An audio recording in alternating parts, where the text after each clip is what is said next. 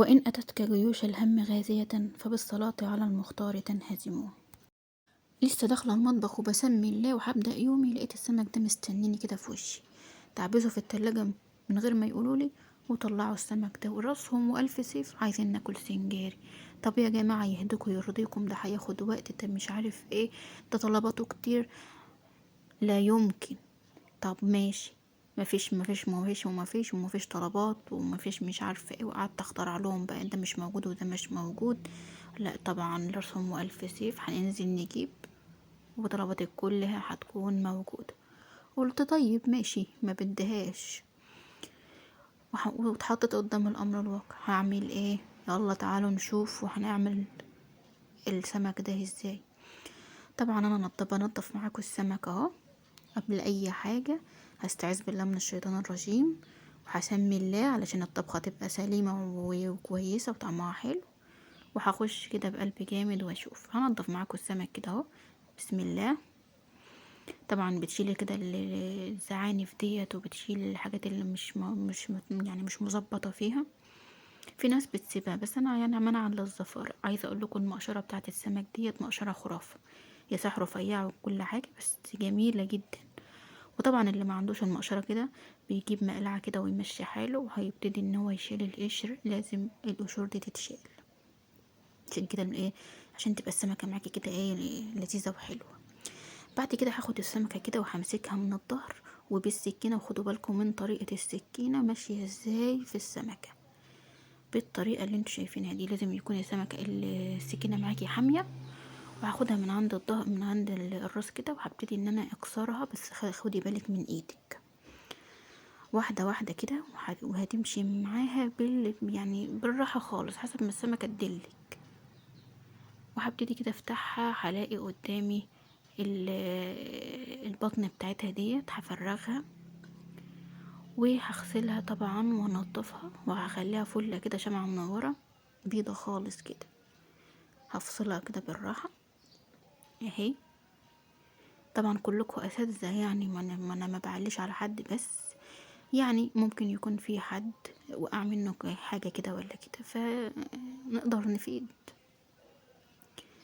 عايزة اقول لكم السمك ده طعمه حلو وهيكون معاكي سهل جدا. وهنعمل كمان الرز بتاعه، يعني هتبقى اكلة متكاملة في الفيديو ده. هنعمل الرز وهنعمل السمك كمان، وهنعمل كمان الرز بطريقة يعني سهلة جدا وبسيطة، واي حد يقدر يعمله بكل سهولة. طبعا هفتح معاكم كمان سمكة اهي، برضو بنفس الطريقة بالراحة كده، وهاجي من عند الراس وهفصل بحيث ان البطن تبقى ماسكة بعضيها من عند السلسلة بتاعة الظهر. انا بفتح من عند السلسلة بتاعة الظهر. هغسل معاكم السمك وهظبطه. ولو عندك فرشة كده هتدعكي البطن، تخلي كده ابيض زي ما انتوا شفتم معايا كده. وهبتدي اهو انا بظبطه كده عشان اقدر ان انا افتحه. بعد كده هكون خلصت السمك زي ما انتوا شايفينه اهو. كل ده ما خدش معايا دقيقتين. هجيب مقلعة دقيق كبيرة، لو عايزة تشطفيه بأي مادة انت ترتاحي مفيش مشكلة. هدخل دلوقتي علشان اعمل الخلطة اللي هنحطها في السمك. بكل بساطة هاخد الاول طبعا بصلاية كبيرة وعليها شوية ملح وكمان فلفلاية. ليه بنعمل كده؟ خدوا معايا الخطوات بالراحة، علشان احنا هناخد مقلعتين من الخلطة ديت هنستعملها للرز. يعني الخلطة هعملها على مرتين. يبقى البصل مع مقلعة ملح مع الفلفل زي ما انتوا شايفين كده، وهضرب وهفرم الكلام ده في الخلاط. يعني انا جبت الكبة علشان ايه، ما تعملوش في الخلاط، اعمليه في كبة علشان تقدري تتحكمي انت عايزاه كبير او صغير. اللي بيحب يعمل الخلطة ويحط فيها اي حاجة تانية براحته. طبعا حطيت كمان فص ثوم كبير وبشر جزر. انا ليه بشرت الجزر؟ عشان مش عايزاه يبان في الرز، لان انا هاخد زي ما قلت لكم مقلعتين من الخلطة دي. انا ضربتها كده، وهاخد ضربتها كده يعني لا يعني خشنة، ما تبقاش ناعمة قوي عشان ما تنزلكش المية بتاعتها. هبتدي كده اخد مقلعة كبيرة او مقلعتين كبار على حسب الرز، كمية الرز اللي انت هتعمليها. وهاخد الكمية اللي فاضلة معايا وهحط معاها الطماطم، وكمان طبعا حطي برضو الخضرة اللي انت بترتاحي فيها. انا حطيت شبت وكزبرة، وطبعا مقلعة زيت كبيرة ومقلعة خل كبيرة برضو.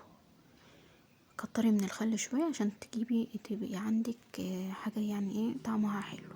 مقلعة كمون كبيرة كمان، برضو مقلعة من بهارات السمك، مقلعة كبيرة من بهارات السمك، ومقلعة كزبرة ناشفة، كل دول مقالع كبيرة. كمان هنزل مقلعة قرفة صغيرة، كمان مقلعة جنزبيل برضو صغيرة. يبقى مقلعة القرفة والجنزبيل يكونوا صغيرين. هنزل كده بعصير ليمونتين او 3، او حتى عايزة تكتري براحتك خالص، هو السمك بيحب الليمون. انا هنا عصرت كمية ليمون يعني اللي كانت موجودة برضو. عايزة اقول لكم ان الخلطة ديت والله لو دقتيها هتدمنيها. انتي بصي فيها كل حاجة، في جميع العناصر الغذائية اللي ممكن تستخدميها في الاكلة دي. يعني الاكلة دي هتبقى معاكي كاملة متكاملة. وعايزة اقول لكم كمان ان الاطفال اللي ما بتحبش السمك المسلوق هتدمن السمك ده، وهتقولك اعملي لي منه على طول. يعني الصراحة كان اختيار موفق، مع ان انا كنت متضايقة في الاول عشان التنظيف ومش عارفة ايه. لا، اختيار موفق جدا يعني. عايزة اقول لكم جمال الخلطة ديت يعني ولا كلمة. طبعا انا دقتها كانت دلع شوية، زودت الملح وظبطت الدنيا، كمان زودت برضو ليمونة. طبعا انت تتحكمي بقى في الطعم اللي انت عاوزاه، يا اما تزودي خل يا اما تزودي ليمون على حسب ما انت عاوزة. بعد كده هنروح بقى علشان نجيب السمك بتاعنا، وهنفتح نغلفه كده بورق الفويل. وهبتدي كده يعني اقطع ورق الفويل زي ما انتوا شايفين كده. هعمله نظام مركبة، وهدخل فيه السمكة. هحط السمكة كده وهعمل نظام مركبة زي ما انتوا شايفين كده. لو وصلتوا معايا لحد هنا ادعموني باللايك والشير، وما تنسونيش كده بدعوة حلوة وكومنت جميل زيكم. واللي عاوز اعمل له اي حاجة يكتب لي في الكومنتات، واللي برضو عاوز يستفسر على اي حاجة برضو يكتب لي في الكومنتات وانا هرد عليه. وصلوا على النبي. شايفين يا جماعة؟ شايفين جمال السمك؟ يعني بسم الله ما شاء الله. هعمل معاكم كمان واحدة زي ما انتوا شايفين اهو.